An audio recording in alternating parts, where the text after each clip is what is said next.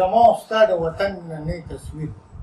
وی دا د قیدخانو په شان کورونه تاسو وینئ، دا د کلي دنګ دیوالونه تاسو وینئ، دا په هر دیوال ازغن تارونه تاسو وینئ، ډک د یتیمانو فوټپاتونه تاسو وینئ، سخان لکه ډیران اسپتالونه تاسو وینئ، دا لکه وبا خواره رنځونه تاسو وینئ، ورانې مدرسې بدنام سکولونه تاسو وینئ، ناس پکې راته د کام تیغونه تاسو وینئ،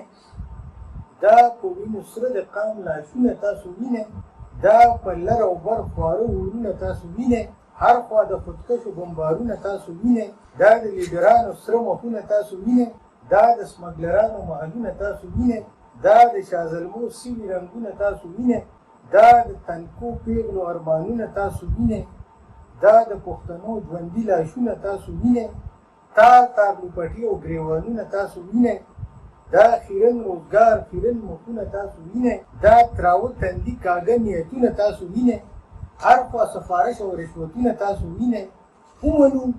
چې کور زموږ د مینې سوځېدلی دی، زوتې کډې واخلو، دا د ژوند نه د مرګ کلی دی، دلته د هر چا انسانیت د شماره وتی دی، راج د بې خوندی د هر سړی د کاره وتی دی. ویښ شئ چې تقدیر ځان له بدل کو تدبیر جوړ کړو، ویښ شئ